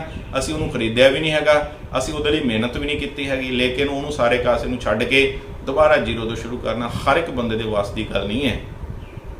ਜਿਹੜਾ ਕਰ ਸਕਦਾ ਵੈਲ ਐਂਡ ਗੁੱਡ ਜ਼ਰੂਰ ਕਰੇ, ਲੇਕਿਨ ਬਿਨਾਂ ਸੋਚੇ ਸਮਝੇ ਅਸੀਂ ਚਲੇ ਜਾਈਏ ਤੇ ਸਾਨੂੰ 5 ਸਾਲ ਬਾਅਦ ਇਹ ਗੱਲਾਂ ਸਮਝ 'ਚ ਆਉਣ ਵੀ ਆ ਕੀ ਮੁਸੀਬਤ 'ਚ ਫਸ ਗਿਆ ਮੈਂ। ਠੀਕ ਹੈ ਜੀ, ਇਹ ਗੱਲਾਂ ਸਾਨੂੰ ਸੋਚਣ ਦੀ ਜ਼ਰੂਰਤ ਹੈ ਕਿ ਸਾਰਾ ਕੁਝ ਜ਼ੀਰੋ ਤੋਂ ਲੈ ਕੇ ਮੈਨੂੰ ਦੁਬਾਰਾ ਕਰਨਾ ਪੈਣਾ ਹੈ ਔਰ ਆਪਣੇ ਦਮ ਤੇ ਕਰਨਾ ਪੈਣਾ। ਕਿਸੇ ਨੇ ਗਿਫਟ ਨਹੀਂ ਕਰ ਦੇਣਾ ਸਾਰਾ ਕੁਝ। ਜਾਂ ਭਾਰਤੀ ਰੁਪਈਆਂ 'ਚ ਜਿਹੜੇ ਲੋਕ ਕਮਾਉਂਦੇ ਆ ਉਹਦੇ ਇੱਥੇ ਰਹਿਣ ਵਾਲੇ, ਉਹਨਾਂ ਲਈ ਵੱਸ ਦੀ ਗੱਲ ਹੀ ਨਹੀਂ ਹੈਗੀ। 60-62 ਰੁਪਇਆਂ ਦਾ ਜੇ ਅਸੀਂ ਕੈਨੇਡੀਅਨ ਡਾਲਰ ਦੇਖੀਏ ਉਹ ਹੋਇਆ ਪਿਆ 80 ਰੁਪਏ ਦਾ ਅਮਰੀਕਨ ਡਾਲਰ ਹੋਇਆ ਪਿਆ। ਸਾਡੀ ਕਰੰਸੀ ਇੰਨੀ ਵੀਕ ਹੈ ਉਹਨਾਂ ਦੇ ਸਾਹਮਣੇ ਕਿ ਭਾਰਤ 'ਚੋਂ ਰੁਪਈਏ ਭੇਜ ਕੇ ਅਸੀਂ ਕੁਝ ਨਹੀਂ ਖਰੀਦ ਸਕਦੇ। 5-7 ਕਰੋੜ ਰੁਪਏ ਦਾ ਘਰ ਆਉਂਦਾ, ਇੱਥੇ ਕਿਹਦੇ ਕੋਲੇ 5-7 ਕਰੋੜ ਕੈਸ਼ ਪਿਆ, ਤੇ ਜੇ ਹੈਗਾ ਤਾਂ ਫਿਰ ਜਾਣ ਦੀ ਜ਼ਰੂਰਤ ਹੀ ਨਹੀਂ, ਉਹ ਇੱਥੇ ਬਹੁਤ ਵਧੀਆ ਜ਼ਿੰਦਗੀ ਜੀ ਸਕਦਾ। ਠੀਕ ਹੈ ਜੀ। ਤਾਂ ਇਹੋ ਜਿਹੀ ਬਹੁਤ ਸਾਰੀਆਂ ਗੱਲਾਂ ਜਿਹੜੀਆਂ ਅਸੀਂ ਆਪਣੇ ਦਿਮਾਗ 'ਚ ਸੋਚਣੀਆਂ, ਫੈਸਲਾ ਲੈਣ ਤੋਂ ਪਹਿਲਾਂ ਸੋਚਣੀਆਂ, ਉਹਨਾਂ ਨੂੰ ਸਮਝਣਾ, ਫਿਰ ਅੱਗੇ ਜਾ ਕੇ ਗੱਲ ਬਣ। ਉਸ ਤੋਂ ਅਗਲੀ ਤੇ ਬਹੁਤ ਹੀ ਮਹੱਤਵਪੂਰਨ ਗੱਲ ਜਿਹੜੀ ਸਾਡੇ ਦਿਲ ਨਾਲ ਜੁੜੀ ਹੋਈ ਹੈ, ਜਿਹੜੀਆਂ ਸਾਡੀਆਂ ਫੀਲਿੰਗਸ ਨਾਲ, ਇਮੋਸ਼ਨਸ ਨਾਲ, ਭਾਵਨਾਵਾਂ ਨਾਲ ਜੁੜੀ ਹੋਈ ਹੈ, ਕਿ ਸਾਨੂੰ ਆਪਣੇ ਪਰਿਵਾਰ ਤੋਂ, ਆਪਣੇ ਦੋਸਤਾਂ ਤੋਂ ਦੂਰ ਹੋਣਾ ਪੈਣਾ। ਔਰ ਇਹ ਨਾ ਸਮਝੋ ਕਿ 6 ਮਹੀਨੇ ਲਈ, ਸਾਲ ਲਈ ਦੂਰ ਹੋਣਾ, ਹਮੇਸ਼ਾ ਲਈ ਦੂਰ ਹੋਣਾ ਪੈਣਾ। ਉਹ ਰਿਸ਼ਤਾ ਕਮਜ਼ੋਰ ਹੋ ਕੇ ਟੁੱਟ ਜਾਣਾ, ਖਤਮ ਹੋ ਜਾਣਾ, ਸਭ ਕੁਝ ਬਰਬਾਦ ਹੋ ਜਾਣਾ। ਸਾਨੂੰ ਇਹ ਲੱਗਦਾ ਕਿ ਅਸੀਂ ਆਹ ਵਿਅਕਤੀ ਨੂੰ ਫਲਾਨੀ ਜਗ੍ਹਾ ਭੇਜ ਰਹੇ ਹਾਂ, ਭੇਜ ਹੀ ਨਹੀਂ ਰਹੇ, ਉਹ ਹਮੇਸ਼ਾ ਲਈ ਚਲਾ ਜਾਣਾ। ਕਿਉਂਕਿ out of site out of mind, ਜਦੋਂ ਵਿਅਕਤੀ ਸਾਡੇ ਤੋਂ ਦੂਰ ਹੋ ਗਿਆ, ਥੱਕ ਗਿਆ, ਬਿਜ਼ੀ ਹੋ ਗਿਆ, ਦਿਨ ਰਾਤ ਕੰਮਾਂ 'ਚ, ਪੜ੍ਹਾਈ 'ਚ, ਸ਼ਿਫਟਾਂ 'ਚ, ਤਾਂ ਉਹਦੇ ਕੋਲੇ ਸਮਾਂ ਹੀ ਨਹੀਂ ਹੈ ਸਾਡੇ ਲਈ। ਇੱਥੇ ਕੋਈ ਵੀ ਦੁੱਖ ਹੈ, ਸੁੱਖ ਹੈ, ਵਿਆਹ ਹੈ, ਡੈਥ ਹੈ, ਕੁਝ ਵੀ, ਉਹ ਬਾਰ-ਬਾਰ ਆ ਹੀ ਨਹੀਂ ਸਕਦਾ। ਇਹ ਪੋਸੀਬਲ ਹੀ ਨਹੀਂ ਕਿ 2-4 ਮਹੀਨਿਆਂ ਬਾਅਦ ਉਹ ਵਾਪਸ ਆ ਜਾਇਆ ਕਰੇ। ਤਾਂ ਆਲੇ ਦੁਆਲੇ ਤੁਸੀਂ ਦੇਖਦੇ ਹੋਵੋਗੇ, ਮੈਂ ਵੀ ਬਹੁਤ ਸਾਰੇ ਲੋਕਾਂ ਨੂੰ ਦੇਖਦਾ ਜਿਹੜੇ 3-3, 4-4, 5-5 ਸਾਲ ਹੋ ਗਏ, ਆ ਹੀ ਨਹੀਂ ਪਾਏ, ਇੱਕ ਵਾਰ ਵੀ ਵਿਜ਼ਿਟ ਨਹੀਂ ਕਰ ਪਾਏ। ਤਾਂ ਇਹ ਚੀਜ਼ ਸਾਨੂੰ ਮੰਨ ਕੇ ਚੱਲਣੀ ਚਾਹੀਦੀ ਹੈ ਕਿ ਇੱਥੋਂ ਵਾਲੇ ਵਿਅਕਤੀਆਂ ਨੂੰ ਵੀ ਉਸ ਵਿਅਕਤੀ ਦੀ ਕਮੀ ਫੀਲ ਹੋਊਗੀ ਔਰ ਹਮੇਸ਼ਾ ਦੀ ਉਹ ਕਮੀ ਬਣ ਜੂਗੀ। ਫਾਰਮੈਲਿਟੀ ਸੇਕ ਬਹੁਤ ਔਖਾ ਹੋ ਕੇ ਕਦੀ ਕਦਾਈ ਉਹ ਵਿਅਕਤੀ ਆ ਸਕਦਾ, 5-10 ਦਿਨ, 15-20 ਦਿਨ ਰੁਕ ਸਕਦਾ। ਜਿਵੇਂ ਜਿਵੇਂ ਉਹਦੇ ਉੱਥੇ ਫੈਮਿਲੀ ਬਣੂਗੀ, ਮੈਰਿਜ ਹੋ ਜੂਗੀ, ਬੱਚੇ ਹੋ ਜਾਣਗੇ, ਉਸ ਤੋਂ ਵੀ ਘੱਟ ਜੂ। ਖਾਸ ਕਰਕੇ ਜਿਹੜੀ ਨਵੀਂ ਜਨਰੇਸ਼ਨ ਦੇ ਬੱਚੇ ਆ, ਕਿਉਂਕਿ ਪਹਿਲੇ ਹੀ ਉਹ ਬਹੁਤ ਫਾਸਟ ਲਾਈਫ ਆ ਉਹਨਾਂ ਦੀ, ਐਂਬੀਸ਼ੀਅਸ ਜ਼ਿਆਦਾ ਨੇ, ਉਹਨਾਂ ਦੇ ਸੁਪਨੇ ਵੱਡੇ ਆ, ਪੈਸਾ ਜ਼ਿਆਦਾ ਕਮਾਉਣਾ ਚਾਹੁੰਦੇ, ਤਾਂ ਉਹ ਪੈਸੇ ਨੂੰ ਇਗਨੋਰ ਕਰਕੇ, ਪੈਸੇ ਦਾ ਲਾਸ ਕਰਾ ਕੇ ਨਹੀਂ ਆ ਸਕਣਗੇ। ਕੰਮ ਛੱਡਣਗੇ, ਉਹਦਾ ਨੁਕਸਾਨ, ਟਰੈਵਲਿੰਗ ਦੇ ਖਰਚੇ ਅਲੱਗ ਤੋਂ ਬਹੁਤ ਤਰ੍ਹਾਂ ਦੇ ਖਰਚੇ ਹੈ। ਜੇ ਅਸੀਂ ਸਾਰੇ ਖਰਚੇ ਕੱਢੀਏ ਤਾਂ 5-6 ਲੱਖ ਰੁਪਏ ਦਾ ਇੱਕ ਵਿਅਕਤੀ ਦਾ ਚੱਕਰ ਪੈਂਦਾ ਜੇ ਉਹਨੂੰ ਵਾਪਸ ਇੰਡੀਆ ਆਉਣਾ ਪੈਂਦਾ। ਤਾਂ ਬਾਰ-ਬਾਰ ਪੋਸੀਬਲ ਨਹੀਂ ਹੈ। ਇਸ ਤਰ੍ਹਾਂ ਇੱਕ ਜ਼ਮੀਨੀ ਸੱਚਾਈ ਹੈ, ਸਾਨੂੰ ਸਮਝ ਲੈਣੀ ਚਾਹੀਦੀ। ਔਰ ਜੇਕਰ ਅਸੀਂ ਸੋਚੀਏ ਕਿ ਉੱਥੇ ਅਸੀਂ ਦੋਸਤ, ਜਿਹੜਾ ਵਿਅਕਤੀ ਜਾ ਰਿਹਾ ਉਹਨੂੰ ਵੀ ਪਰੇਸ਼ਾਨੀ ਹੈ, ਇੱਥੋਂ ਵਾਲਿਆਂ ਨੂੰ ਇਕੱਲਿਆਂ ਨੂੰ ਨਹੀਂ, ਜਾ ਰਹੇ ਨੂੰ ਵੀ, ਕਿਉਂਕਿ ਉਹ ਇੱਥੇ ਤਾਂ ਫਿਰ ਵੀ 2-4-5 ਮੈਂਬਰ ਹੈ ਜਿਹੜੇ ਪਰਿਵਾਰ ਦੇ, ਬਾਕੀ ਰਹਿ ਜਾਣਗੇ, ਉਹ ਬਿਲਕੁਲ ਹੀ ਇਕੱਲਾ ਹੋ ਜਾਊਗਾ।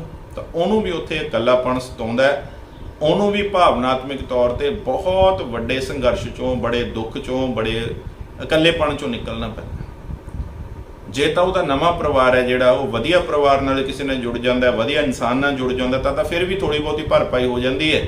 ਲੇਕਿਨ ਜੇਕਰ ਉਹਦੀ ਮੈਰਿਜ, ਉਹਦਾ ਜਿਹੜਾ ਸਪਾਊਸ ਹੈ, ਲਾਈਫ ਪਾਰਟਨਰ ਹੈ, ਉਹ ਵੀ ਵਧੀਆ ਨਹੀਂ ਮਿਲਿਆ, ਜਾਂ ਉਹਦੀ ਫੈਮਿਲੀ ਵਧੀਆ ਨਹੀਂ ਹੈ, ਜਾਂ ਜੇ ਫੈਮਿਲੀ ਉੱਥੇ ਰਹਿੰਦੀ ਉਹਦਾ ਇੰਟਰਫੇਰੈਂਸ ਹੈ, ਕੋਈ ਡੋਮੀਨੈਂਸ ਹੈ, ਤਾਂ ਉਹ ਵਿਅਕਤੀ ਬਿਲਕੁਲ ਅੰਦਰੋਂ ਟੁੱਟ ਹੀ ਜਾਂਦਾ, ਬਰਬਾਦ ਹੋ ਜਾਂਦਾ, ਖਤਮ ਹੋ ਜਾਂਦਾ। ਕਿਉਂਕਿ ਇੱਥੋਂ ਵਾਲਿਆਂ ਨਾਲੋਂ ਪਹਿਲੇ ਟੁੱਟ ਚੁੱਕੇ।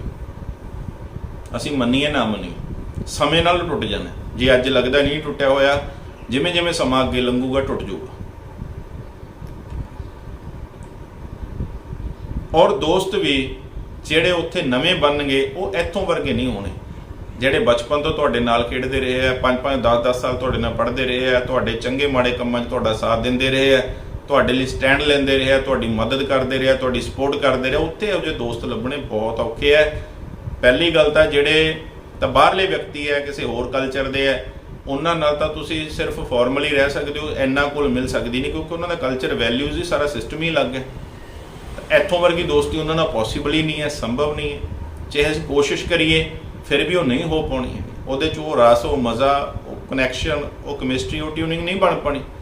ਅੱਛਾ, ਜਿਹੜੇ ਇੱਥੋਂ ਵੀ ਗਏ ਹੋਏ ਆ, ਸਾਡੇ ਕਲਚਰ ਦੇ ਆ, ਉਹ ਵਿਚਾਰੇ ਆਪ ਸਟਰਗਲਰ ਨੇ, ਉਹਨਾਂ ਕੋਲ ਟਾਈਮ ਹੀ ਨਹੀਂ ਗਾ, ਉਹਨਾਂ ਦੀ ਪ੍ਰਾਇੋਰਟੀ ਨਹੀਂ ਹੈ। ਉਹਨਾਂ ਦਾ ਸ਼ਿਫਟਾਂ ਲਾਉਣਾ, ਪੈਸੇ ਕਮਾਉਣੇ, ਘਰ ਦੀ ਡਾਊਨ ਪੇਮੈਂਟ ਇਕੱਠੀ ਕਰਨੀ, ਕਾਰ ਦੀ EMI ਭਰਨੀ, ਮੋਬਾਈਲ ਦੀ, ਮੈਕਬੁੱਕ ਦੀ EMI ਭਰਨੀ, ਉਹਨਾਂ ਨੂੰ ਮਾਰ ਰੱਖਿਆ ਇਹ ਚੀਜ਼ਾਂ। ਤਾਂ ਕਿਸੇ ਲਈ ਸਮਾਂ ਕੱਢਣਾ, ਕਿਸੇ ਦੀ ਹੈਲਪ ਕਰਨੀ, ਕਿਸੇ ਦੀ ਸਪੋਰਟ ਕਰਨੀ, ਕਿਸੇ ਦੀ ਕੇਅਰ ਕਰਨੀ, ਹਰ ਇੱਕ ਦੇ ਵੱਸ ਦੀ ਗੱਲ ਨਹੀਂ ਹੈ। ਉੱਥੋਂ ਦਾ ਲਾਈਫ ਸਟਾਈਲ ਇਹੋ ਜਿਹਾ, ਉੱਥੋਂ ਦਾ ਜਿਹੜੀ ਇਕਨੋਮੀ ਹੈ, ਆਰਥਿਕ ਢਾਂਚਾ ਉੱਥੋਂ ਦਾ, ਉਹਦਾ ਡਿਜ਼ਾਈਨ ਇਸ ਤਰੀਕੇ ਨਾਲ ਬਣਾਇਆ ਹੋਇਆ ਕਿ ਤੁਸੀਂ ਰੋਜ਼ ਕੰਮ ਕਰੋ। ਇੱਥੋਂ ਦੀ ਤਰ੍ਹਾਂ ਨਹੀਂ ਹੈ ਕਿ ਇੱਕ ਕਮਾਉਂਦਾ 4 ਜਣੇ ਖਾਈ ਜਾਣਗੇ। ਇੱਥੋਂ ਦੀ ਤਰ੍ਹਾਂ ਨਹੀਂ ਹੈ ਕਿ 6 ਮਹੀਨੇ ਕੰਮ ਛੱਡਤਾ ਤਾਂ ਵੀ ਕੰਮ ਚੱਲੀ ਹੋਇਆ, ਐਸਾ ਕੁਝ ਨਹੀਂ ਹੈ। 3-3, 4-4 EMI ਬੰਦਿਆਂ ਦੀਆਂ ਜਾਂਦੀਆਂ, ਤਾਂ 1 ਮਹੀਨਾ ਵੀ ਕੰਮ ਨਹੀਂ ਛੱਡ ਸਕਦਾ, 10 ਦਿਨ ਵੀ ਨਹੀਂ ਛੱਡ ਸਕਦਾ, ਪਰੇਸ਼ਾਨੀ 'ਚ ਫਸ ਜਾਓ। ਹਾਂ, ਕੋਈ ਉਹਨੂੰ ਪੇਡ ਛੁੱਟੀਆਂ ਮਿਲਦੀਆਂ ਸਾਰੇ ਸਾਲ 'ਚ 10-15, ਉਹ ਇੱਕ ਵੱਖਰੀ ਗੱਲ, ਇਸ ਤੋਂ ਵੱਧ ਕੁਝ ਨਹੀਂ ਹੈ। ਉਹਦੇ ਕੋਲੇ ਇੰਨਾ ਸਮਾਂ ਨਹੀਂ ਹੈ ਕਿ ਸਾਡੇ ਤਰੀਕੇ ਨਾਲ ਮੇਰਾ ਦਿਲ ਨਹੀਂ ਲੱਗਦਾ ਮੇਰੇ ਕੋਲੇ ਆ ਕੇ ਬਹਿ ਜਾ, ਮੈਂ ਬਿਮਾਰ ਹਾਂ ਮਹੀਨਾ ਮੈਨੂੰ ਸੰਭਾਲ ਲੈ, ਸਾਡੇ ਫੰਕਸ਼ਨ ਹੈ 10 ਦਿਨ ਮੇਰੇ ਕੋਲੇ ਆ ਜਾ, ਵਿਆਹ ਪਹਿਲਾਂ ਤਿਆਰੀਆਂ ਕਰਾ ਦੇ, 15 ਦਿਨ ਮੇਰੇ ਨਾਲ ਸ਼ਾਪਿੰਗ ਕਰਾ ਦੇ, ਇਹ ਸਭ ਕੁਝ ਸੰਭਵ ਨਹੀਂ ਹੈ। ਤਾਂ ਆਪਣੇ ਸੇਮ ਕਲਚਰ ਦੇ ਜਿਹੜੇ ਵਿਅਕਤੀ ਆ ਉਹਨਾਂ ਨਾਲ ਵੀ ਅਸੀਂ ਜਿਹੋ ਜਿਹੀਆਂ ਪੰਜਾਬ 'ਚ ਦੋਸਤੀਆਂ ਕਰਦੇ ਹਾਂ, ਨਿਭਾਉਂਦੇ ਹਾਂ, ਉਹ ਉੱਥੇ ਜਾ ਕੇ ਸੰਭਵ ਨਹੀਂ।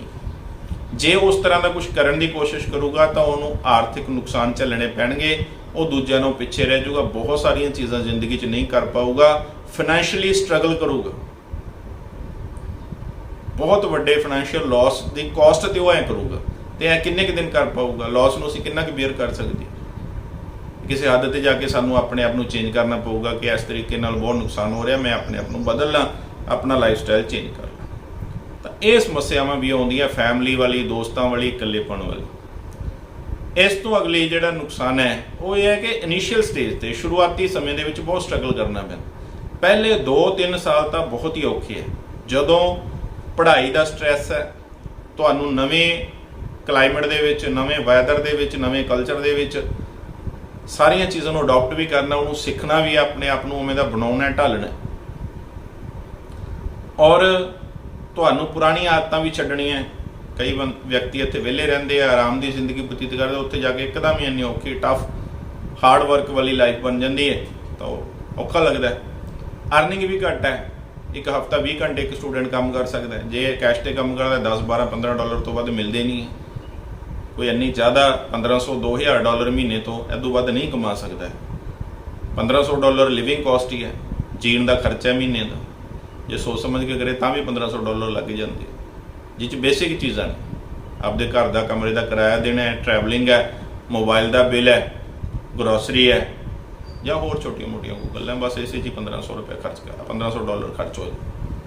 ਤਾਂ ਪਹਿਲੇ 2 ਸਾਲ ਇਸ ਤੋਂ ਵੱਧ ਉਹ ਜ਼ਿਆਦਾ ਪੈਸੇ ਕਮਾ ਨਹੀਂ ਸਕਦਾ। ਹੁਣ 100 ਚੋਂ 5-7 ਸਟੂਡੈਂਟਸ ਨੇ ਕਮਾ ਲਏ, ਉਹ ਇੱਕ ਵੱਖਰੀ ਗੱਲ ਹੁੰਦੀ। ਅਸੀਂ ਐਵਰੇਜ ਸਟੂਡੈਂਟਸ ਦੀ ਗੱਲ ਕਰ ਰਹੇ ਹਾਂ, ਬਹੁਤ ਗਿਣਤੀ ਸਟੂਡੈਂਟਸ ਨਾਲ ਇਵੇਂ ਹੁੰਦਾ, ਮੈਜੋਰਿਟੀ ਆਫ ਸਟੂਡੈਂਟਸ ਨਾਲ ਇਵੇਂ ਹੁੰਦਾ। ਠੀਕ ਹੈ ਜੀ, ਤੁਸੀਂ 1 ਲੱਖ ਚੋਂ ਕਿਸੇ ਇੱਕ ਵਿਅਕਤੀ ਨੂੰ ਇਹ ਜਿਹੇ ਨੂੰ ਚੱਕ ਲਓ ਜਿਹੜਾ ਐਕਸੈਪਸ਼ਨਲ ਹੈ, ਗਿਫਟਡ ਹੈ, ਉਹਦੀ ਗੱਲ ਅਲੱਗ ਹੁੰਦੀ ਹੈ। ਹੁਣ ਉਹਦੇ ਇਕੱਲੇ ਵੱਲ ਦੇਖ ਕੇ ਅਸੀਂ ਸਾਰੇ ਡਿਸੀਜਨ ਥੋੜ੍ਹੀ ਲੈ ਸਕਦੇ।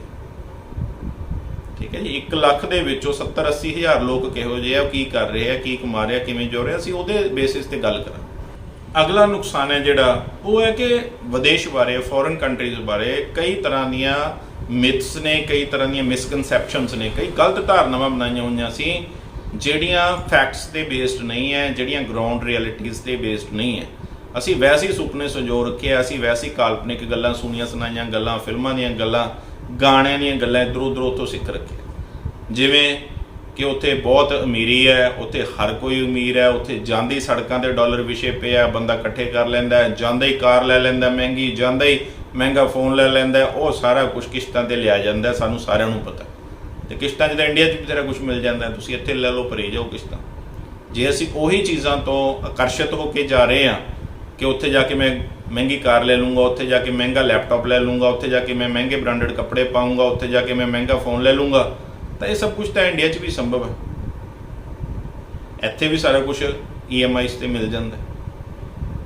ਤਾਂ ਇਹੋ ਜਿਹੀਆਂ ਜਿਹੜੀਆਂ ਲੁਭਾਵਣੀਆਂ ਗੱਲਾਂ ਨੇ, ਉਹਨਾਂ ਦੇ ਵਿੱਚ ਫਸ ਕੇ ਜਾਣ ਦਾ ਫੈਸਲਾ ਲੈਣਾ ਬਿਲਕੁਲ ਗਲਤ ਹੈ। ਬਾਅਦ 'ਚ ਇਹਦੇ ਨਾਲ ਸਾਨੂੰ ਪਛਤਾਵਾ ਹੁੰਦਾ, ਕਈ ਤਰ੍ਹਾਂ ਦੇ ਅਸੀਂ ਨੁਕਸਾਨ 'ਚ ਫਸ ਜਾਂਦੇ ਹਾਂ, ਜਿੱਥੋਂ ਅਸੀਂ ਰੀਟੇਕ ਵੀ ਨਹੀਂ ਲੈ ਸਕਦੇ, ਵਾਪਸ ਵੀ ਨਹੀਂ ਆ ਸਕਦੇ, ਕਿਉਂਕਿ ਅਸੀਂ ਆਪਣਾ 25-30 ਲੱਖ ਰੁਪਇਆ ਤੇ ਆਪਣੇ ਕਾਫੀ ਸਮਾਂ, એનર્ਜੀ ਉਹਦੇ 'ਚ ਲਗਾ ਚੁੱਕੇ ਹੁੰਦੇ। ਤਾਂ ਇਹੋ ਜਿਹੀਆਂ ਆਕਰਸ਼ਿਤ ਗੱਲਾਂ 'ਚ ਅਸੀਂ ਨਹੀਂ ਹੋਣਾ। ਪੈਸੇ ਹੈਗੇ ਹੈ, ਮਿਹਨਤ ਕਰਨ ਨਾਲ ਆਉਂਦੇ ਹੈ, ਪੇਸ਼ੈਂਸ ਰੱਖਣ ਨਾਲ ਆਉਂਦੇ ਹੈ, ਕਾਫੀ ਸਾਲ, ਕਾਫੀ ਸਮਾਂ ਲੱਗਦਾ ਹੈ। ਜੇ ਪੈਸੇ ਨੇ ਤਾਂ ਉਹ ਅਸੀਂ ਉੱਥੋਂ ਹੀ ਕਮਾਉਣੇ ਆ, ਡਾਲਰਾਂ 'ਚ ਕਮਾਉਣੇ ਆ, ਡਾਲਰਾਂ 'ਚ ਹੀ ਖਰਚ ਕਰ ਦੇਣੇ ਆ, ਉਹਨੂੰ 60 ਨਾਲ ਗੁਣਾ ਕਰ ਨਹੀਂ ਦੇਖਣਾ ਹੈ। ਉਹ ਤਾਂ ਪੋਸੀਬਲ ਹੈ ਜੇ ਅਸੀਂ ਕਮਾਉਣੇ ਡਾਲਰਾਂ 'ਚ ਹੋਣ, ਖਰਚਣੇ ਅਸੀਂ ਇੰਡੀਆ 'ਚ ਆ ਕੇ ਹੋਣ ਭਾਰਤੀ ਰੁਪਈਆਂ 'ਚ, ਫਿਰ ਜ਼ਿਆਦਾ ਲੱਗਦੇ ਆ।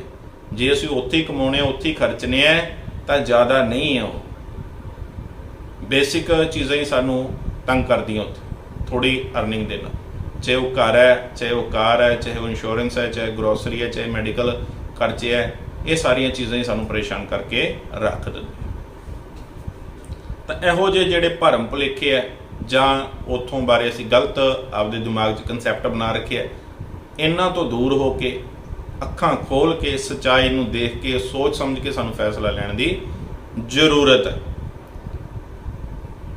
ਅਜੇ ਇਸ ਟੌਪਿਕ ਦੇ ਕਈ ਪੱਖ ਰਹਿੰਦੇ ਆ ਜਿਨ੍ਹਾਂ ਨੂੰ ਆਉਣ ਵਾਲੀਆਂ ਵੀਡੀਓਜ਼ ਦੇ ਵਿੱਚ ਮੈਂ ਤੁਹਾਡੇ ਨਾਲ ਸਾਂਝਾ ਕਰੂੰਗਾ। ਇਸ ਵੀਡੀਓ 'ਚ ਇੰਨਾ ਹੀ, ਮਿਲਦੇ ਹਾਂ ਅਗਲੀ ਵੀਡੀਓ 'ਚ। ਉਹ ਵੀ ਤੁਸੀਂ ਜ਼ਰੂਰ ਦੇਖਣੀ ਹੈ ਤਾਂ ਕਿ ਤੁਸੀਂ ਪੂਰੀ ਗੱਲ ਨੂੰ ਸਮਝ ਸਕੋ। ਅਜੇ ਗੱਲ ਸ਼ੁਰੂ ਹੋਈ ਹੈ, ਖਤਮ ਨਹੀਂ ਹੋਈ। ਇਹ ਪੂਰੇ ਕਿਸੇ ਜ਼ਿੰਦਗੀ ਦਾ ਸਵਾਲ ਹੈ, ਪੂਰੇ ਪਰਿਵਾਰ ਦੀ ਜ਼ਿੰਦਗੀ ਦਾ ਸਵਾਲ ਹੈ। ਤਾਂ ਅਸੀਂ ਇਹਨੂੰ ਸੌਖਿਆਂ ਕੀਤੇ ਆਸਾਨੀ ਨਾਲ ਬਿਨਾਂ ਸੋਚੇ ਸਮਝੇ ਫੈਸਲਾ ਨਹੀਂ ਲੈ ਸਕਦੇ। ਪੂਰੀਆਂ ਪਰਤਾਂ ਉਧੇੜਾਂਗੇ, ਸਾਰੇ ਪੱਖਾਂ 'ਤੇ ਗੱਲ ਕਰਾਂਗੇ, ਫਿਰ ਉਸ ਤੋਂ ਬਾਅਦ ਅਸੀਂ ਸੋਚ ਸਮਝ ਕੇ ਫੈਸਲਾ ਲਵਾਂਗੇ ਕਿ ਕੀ ਕਰਨਾ ਹੈ ਕੀ ਨਹੀਂ ਕਰਨਾ। ਜੇਕਰ ਤੁਸੀਂ ਅਜੇ ਤੱਕ ਚੈਨਲ ਨੂੰ ਸਬਸਕ੍ਰਾਈਬ ਨਹੀਂ ਕੀਤਾ, ਪਲੀਜ਼ ਚੈਨਲ ਨੂੰ ਸਬਸਕ੍ਰਾਈਬ ਕਰੋ, ਵੀਡੀਓ ਨੂੰ ਲਾਈਕ ਕਰੋ, ਸ਼ੇਅਰ ਕਰੋ। ਮਿਲਦੇ ਹਾਂ ਅਗਲੀ ਵੀਡੀਓ 'ਚ। Thank you.